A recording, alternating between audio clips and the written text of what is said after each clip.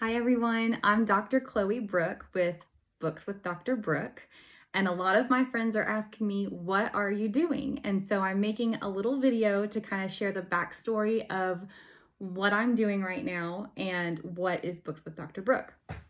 So I wrote a children's book with my son called Hudson and His Blanket, and this is a sort of true story. Hudson and I wrote this book together, and he chose all the obstacles in the book, but the heart of the story was for at least 4 or 5 years, Hudson had really severe anxiety, and it was constant, and we had to change our lives around because he was so worried all the time. And I mean, like panic attack level, couldn't catch his breath, like severe. So we wrote this book together. And an old professor of mine from Tarleton actually published this book for me. And we're working on other books. We've got a book coming out about Sophie. I've got one written about Adeline. And there's one written about the youngest, though her personality is still, we're still learning her personality. But my son wanted a brother, and he got a sister. And so the book is kind of about those experiences. So lots of exciting things happening in my children's book world. But because of this book, I realized I needed an author website because I kept having to turn one in for things I was doing and submitting.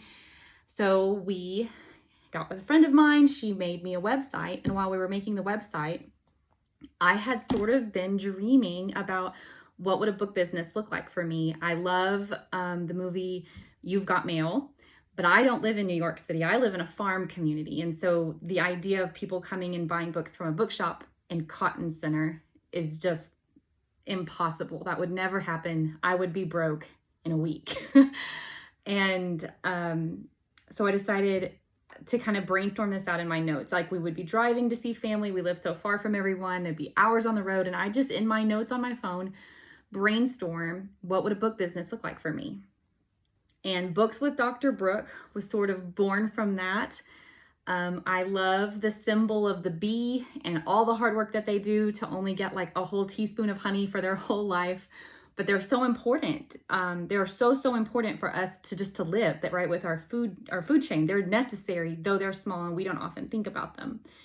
And the work that they do is therefore so significant, though it seems like when you just look at one bee, very small. So Books with Dr. Brooke has sort of got this theme of bumblebees and the honeybee and all this stuff around it. And that's where it started. My great-grandmother, I'm doing some research with her. She had a really hard childhood, had a really hard time getting an education, had some really mean teachers who looked down on her and scoffed her because she was poor. If you were a student in my class, you've heard this story. I tell it in a lot more color to my students. I'm a little nervous to be on the camera, but my pawpaw passed away less than a year ago now, and he left an inheritance. I'm his great-granddaughter, and with my inheritance, I started this business. Joey and I made an LLC, and so it's official. I have an accountant and I have a spreadsheet.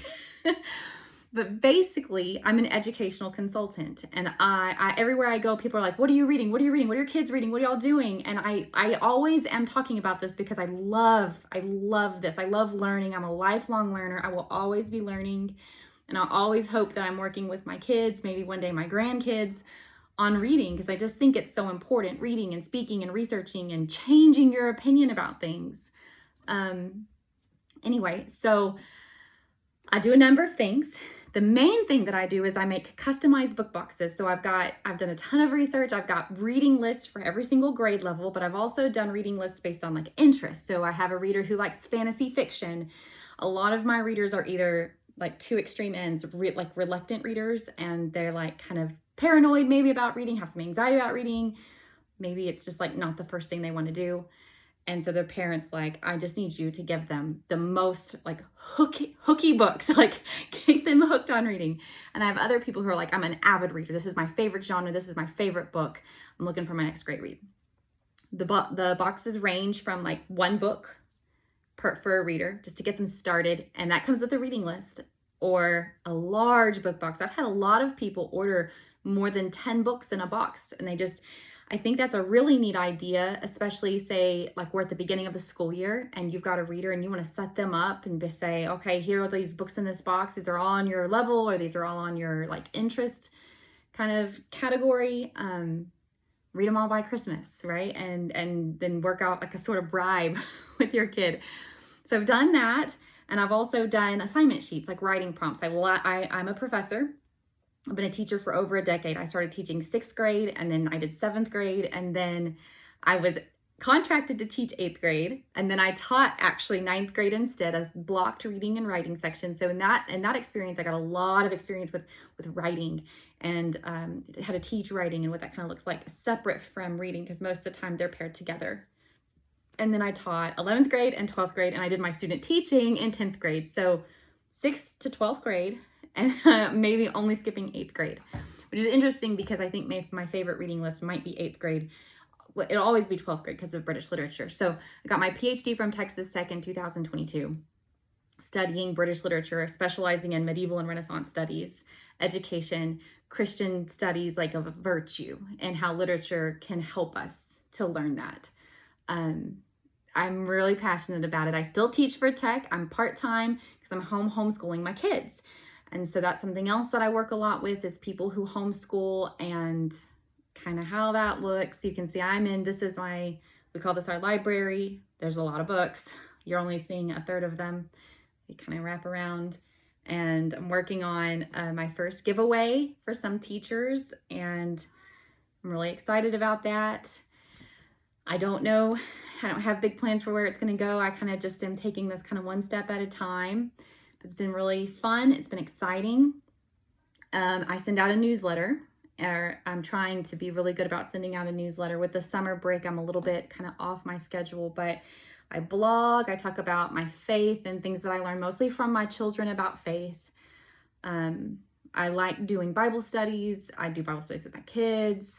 Again, we're reading all the time, reading and writing, and so I'm just here, Books with Dr. Brooke, and I'm just trying to fill my life up with all the good things and share that with other people. So thank you for being here. Help me grow, help my page grow.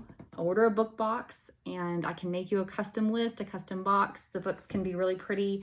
The LLC that I made, which was just a sort of afterthought. We just did it because somebody said it would be a good idea to separate things at the beginning. And that LLC gave me access unknowingly, right? We sort of just happened into this, to this amazing book website called Ingram that a lot of real bookstores use. And so I guess I kind of am a real bookstore, but all of it is really just, you want this, I order it immediately for you, kind of on-demand ordering. I don't stock things. I'm learning that doesn't really work well for an online business, but thank you for being here, and let's just see how we grow.